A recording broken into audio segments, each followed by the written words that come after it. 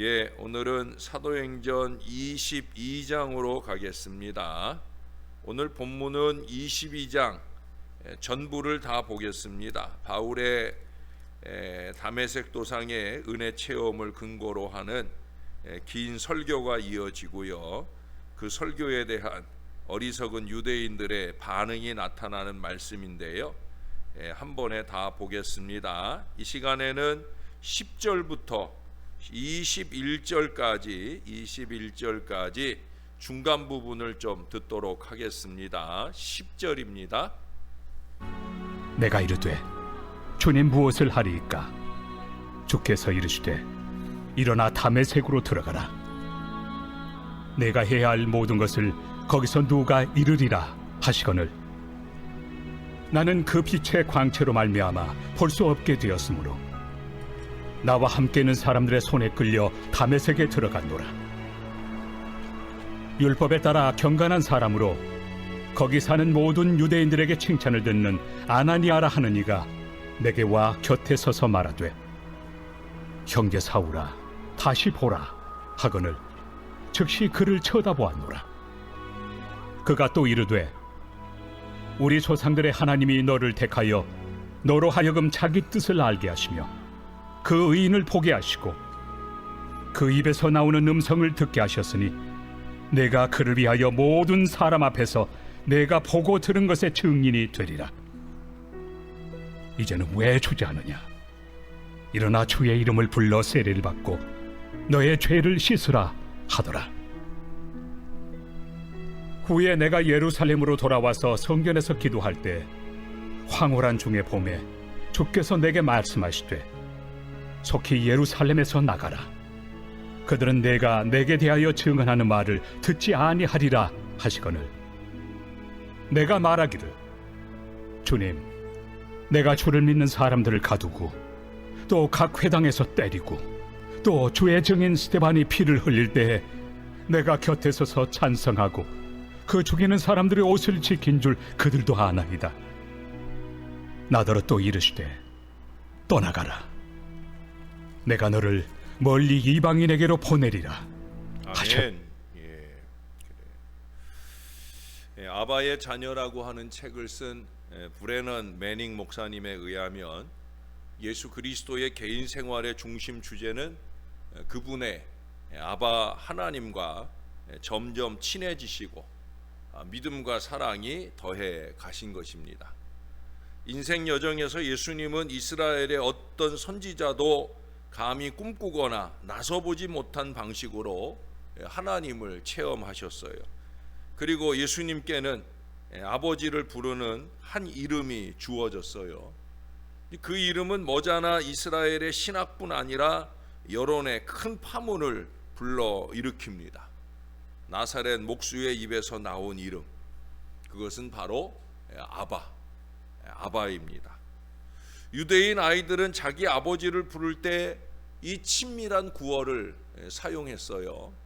그러니까 어린 아이들이 자기 아버지를 부를 때 마치 우리나라 말에 아빠 하는 것처럼 그렇게 아바라고 자기 아버지를 불렀다는 거예요. 그게 육신의 어린 아이들이 육신의 아버지에게는 가능한 일입니다. 그러나 전능하신 하나님을 부르는 용어로 쓰인 것은 유대교뿐 아니라 세계 어느 주요 종교에도 전례가 없는 일이에요. 요아킴 에레미야스는 하나님께 대한 호칭인 아바는 그 소리 자체부터 그야말로 예수님이 최초로 발성하신 것이다. 전혀 새롭고 놀라운 일이 우리 앞에 펼쳐진다. 여기 복음의 위대한 독창성이 있다라고 말했어요. 사랑받으신 예수님은 이 체험을 혼자의 몫으로 두지 않으셨다는 거예요. 그분은 똑같이 친밀하고 자유로운 관계를 함께 누리자고 우리를 부르시고 청하고 계셔요. 사랑하는 여러분, 하나님과 좀 더 친밀해지시기를 바랍니다. 하나님이 저와 여러분의 곁에 바짝 다가와 앉으실 만한 그런 신앙생활을 좀 하자는 거예요. 한 번의 예배를 드릴 때, 한 번의 헌신을 드릴 때, 한 번의 기도를 드릴 때 나 혼자 설치고 마는 게 아니라 내 곁에 와 계신, 내 기도 속에서 하나님을 아빠라고 불러보실 수 있는 그런 친밀함, 그것을 좀 느끼는 신앙생활을 좀 하자는 거예요. 수년 전에 이 브레넌 목사님은 플로리다의 한 교회에서 부흥회를 인도한 적이 있어요. 그 부흥회가 끝난 다음 날 아침에 그는 한 교인의 짤막한 메모가 담긴 봉투를 건네받았어요. 목사님의 눈시울을 적힌 쪽지였습니다. 내용은 간단해요. 브레넌 목사님, 제가 83년을 살도록 이런 경험은 처음입니다. 우리 세인트 세실리아 교회에서 일주일간 부흥회를 인도하시며 목사님은 매일 밤 참석하는 사람들의 삶이 변화될 것이라고 말씀하셨습니다. 제 삶이 변화됐습니다. 지난주만 해도 저는 죽음을 생각하며 겁에 질려 있었지만 오늘 밤에는 아바의 집의 향수를 느낍니다. 이전에는 늘 예배하고 늘 신앙한다 하며 80평생을 살았지만 신앙이 신앙 같지를 못해서 죽는 게 두려운 마음이 있었다는 거예요. 그러나 이제 천국의 소망이 분명해졌다는 거예요. 아니, 주님이 지금 내 곁에 계시고 내가 이 땅의 생애를 마치는 때에도 주님 곁에 갈 것이기 때문에 이게 하나도 다른 것이 아니라는 거예요. 그래서 아바 하나님, 그 하나님의 집에 대한 간절한 소망이 생기더라는 거예요. 83세의 노구로 체험한 아바 하나님을 고백하고 있는 거예요. 여러분, 은혜 받아야 됩니다. 하나님과 더 가까워지는 은혜를 받아야 되는 거예요. 그래야 할 말이 있고 할 일이 있는 거예요. 오늘 바울을 보세요. 그는 계단 위에서 천부장과 병졸들에게 보호를 받아 안전한 가운데 그 노한 군중들에게 향하여 말할 수가 있었습니다. 이 대전도자가 더 이상 얻을 수 없는 이 호기에 말하기 시작한 것은 바로 자신의 은혜 체험을 증거하는 거예요. 우리들도 어디에서나 누구에게든지 기회 있을 때마다 구원받은 증거, 은혜 받은 증거를 하지 않으면 안 됩니다. 증거는 어떠한 설교보다도 더욱 힘이 있고 어떠한 이론보다도 더욱 효과가 있어요. 그러나 증거를 하기 위해서는 평소에 건덕이 잘 쌓여져야 되는 거예요. 사람들이 비웃을 만한 게으르고 나태한 신앙 가운데 살면서 은혜를 말하고 증거를 말할 때는 사람들이 코웃음을 치겠죠. 예? 여러분, 은혜를 제대로 받아야 됩니다. 제대로 받고 전도자가 아니더라도 그 확실한 체험만 있으면 누구에게도 될 수 있는 일, 또 하지 않으면 안 될 일, 바로 은혜의 증거가 이루어져야 된다는 거예요. 아무리 약한 유치한 신자라도 용기만 있으면 할 수 있는 일인데, 또 어떠한 노련한 전도자도 기회가 있으면 이 증거하는 일을 잊어서는 안 되는 거예요. 훌륭한 사상보다도 또 어려운 이론보다도 하나님의 능력에 의해 그 마음과 생활이 변화된 것에 단순한 증거가 사람을 감동시키는 거죠. 간증한다면서 자기 자랑만 늘어놓는 것이 아니라면 백천의 이론보다도 하나의 체험에 대적할 수는 없다는 거예요. 우리는 그 증거할 강력한 체험을 간직한 신앙 인생이 되어야 되는 거예요. 아직 이렇다 하게 증거할 체험이 없다고 하면 금번 여름이 가기 전에 꼭 만나셔야 됩니다. 또 20년, 30년 전에 받은 은혜 가지고 우려먹지 말고 늘 새 은혜를 받아야 되는 거예요. 여러분, 오늘 바울을 보세요. 그가 하늘로부터 빛으로 말미암아 엎드러짐과 동시에 주의 음성을 직접으로 듣게 됩니다. 그러나 동행자들은 빛을 보고 두려워는 했으나 음성은 듣지 못한다는 내용이 6절부터 9절까지에 이어집니다. 목사가 목회를 하면서 설교 사역을 하면서 예배 인도를 하면서 가슴 터지는 일이 이런 거죠. 예? 지금도 동행하는 자, 동거하는 자, 함께 예배에 참여하는 자 중에 주의 영광을 배움과 동시에 주의 음성을 듣고 변화하는 자도, 영광에 감동되는 자도 있지만 또 아무런 인상도 받지 못하는 참 안타까운 인생들도 많아요. 예? 여러분, 함께 있는 게 다가 아니에요. 예? 어제 저녁에도 보았잖아요. 함께 가는 게 다가 아니에요. 마음과 몸이 온전히 함께 할 수 있어야 그게 함께 하는 거라는 말씀을 어제 저녁에도 드렸잖아요. 예? 함께 은혜 받는 사람이 되어야 되는 거죠. 여러분, 바울은 하늘의 빛에 엎드러지는 때 11절에 보시면 일시간 눈이 아주 보이지 않았어요. 그것은 13절에서 다시 보이게 된 때부터 아주 새로운 세계에 살 수 있기 위해서입니다. 거기 보시면 11절에 보시면 바울은 그 빛의 광채로 말미암아 보지 못하게 됐죠. 근데 똑같은 빛의 광채를 보았지만 바울과 함께 있던 사람들은 잘 봅니다. 그래서 그들의 손에 끌려 다메섹에 들어갔어요. 여러분, 이 차이가 엄청난 차이예요. 바울은 육신적이고 세상적인 눈이 감겨져 버린 거예요. 그러나 함께 동행하는 자들은 은혜를 받지 못했으니까 여전히 세상적이고 인간적이고 그런 눈은 여전히 떠 있는 거예요. 그 이유가 없는 거예요. 그러나 바울은 세상적인 눈이 감겨졌어요. 이때부터 그의 세상을 사모하는 마음의 눈은 아주 시력을 잃어버린 거예요. 그리고 그 다음 14절에 보세요. 그는 새로운 것을 봅니다.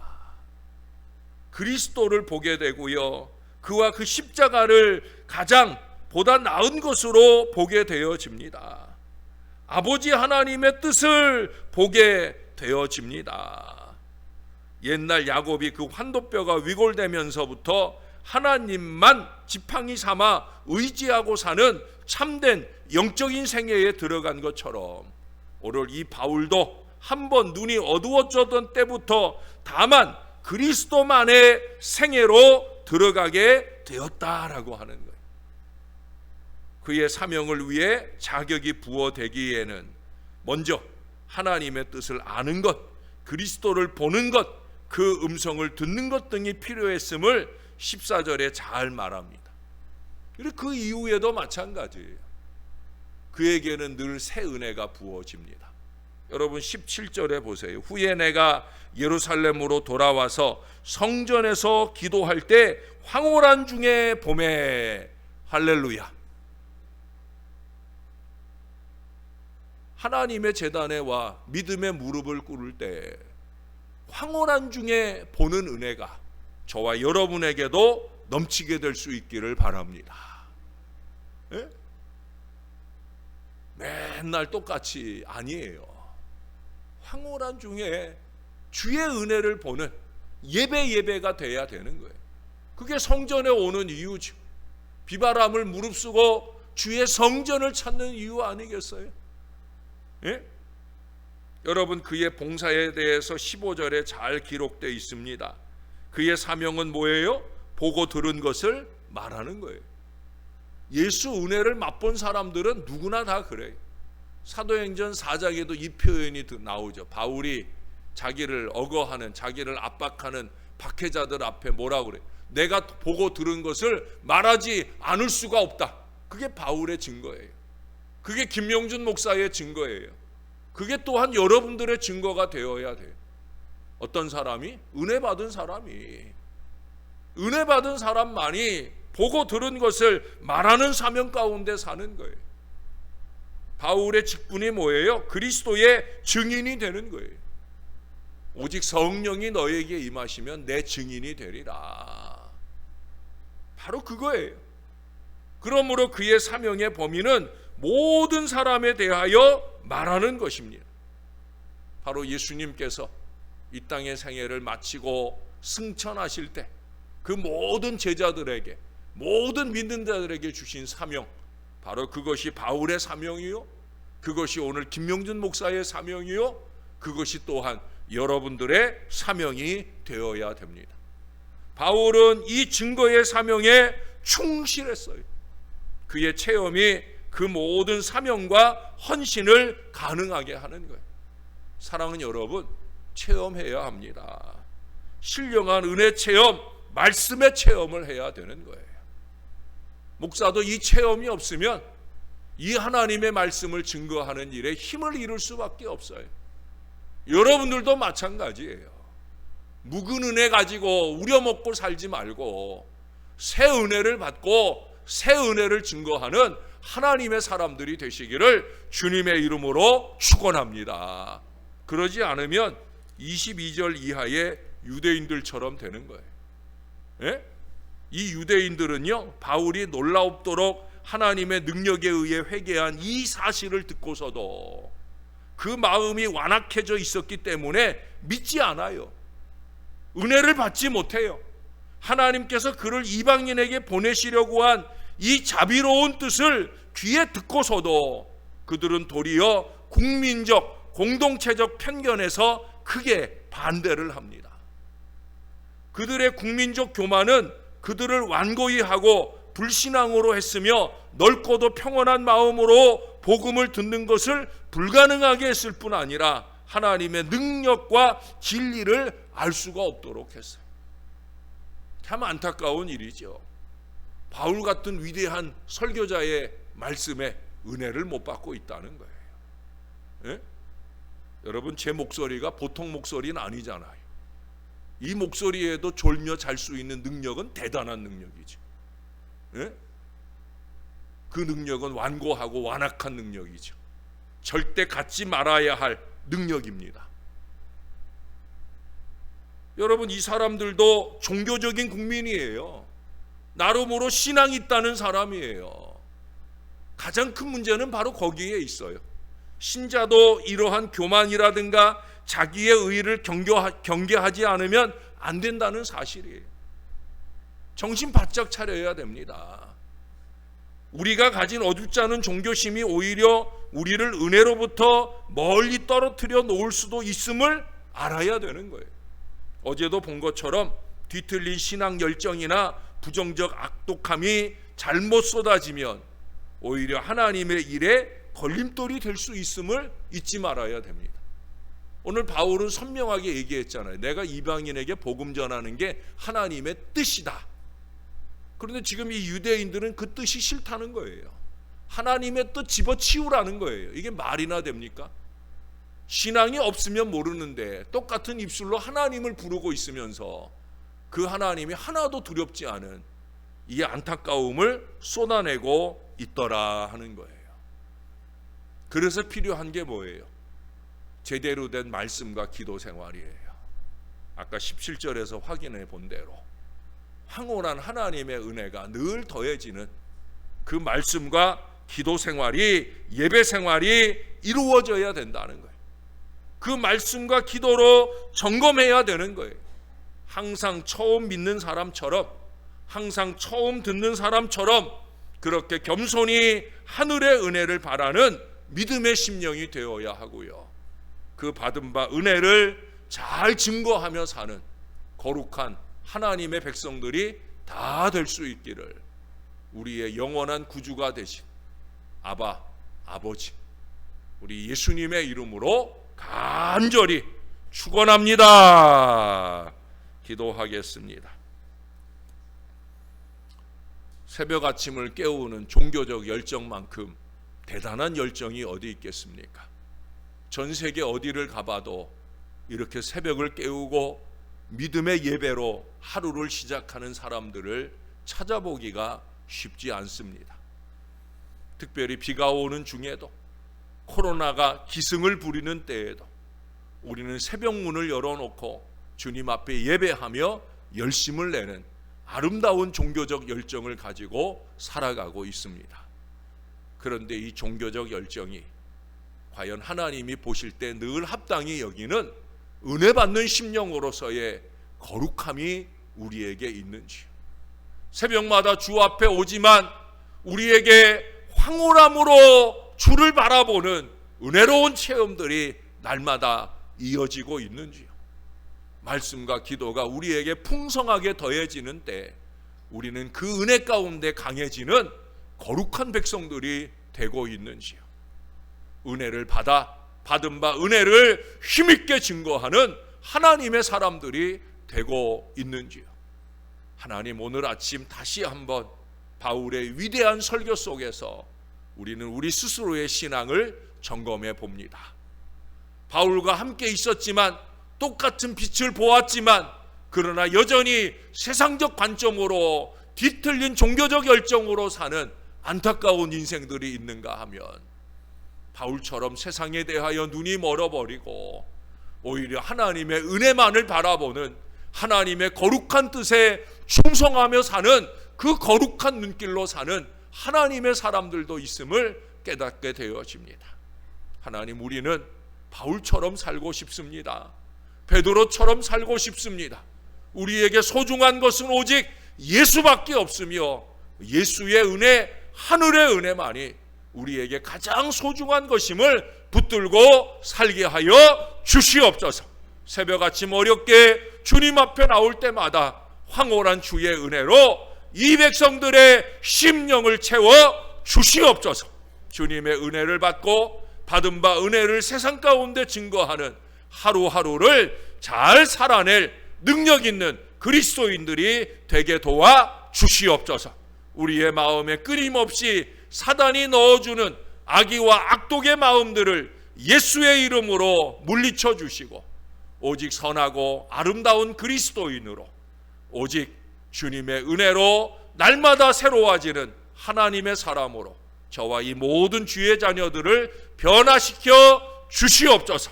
우리의 말씀과 기도 생활이 능력이 될 수 있도록 주님 은혜 위에 은혜를 더딥혀 주시옵소서. 주님의 은혜를 이 아침에도 감사합니다. 많은 비가 오고 가는 중에도 주의 백성들의 오고 가는 걸음을 안전하게 지켜주시고 저들의 삶에 평안과 은혜가 넘치게 도와 주시옵소서. 이 땅 이 민족도 하늘의 은혜의 손길로 안전히 보호하여 주시옵소서. 우리의 구주 되시는 예수님의 이름으로 기도합니다. 아멘.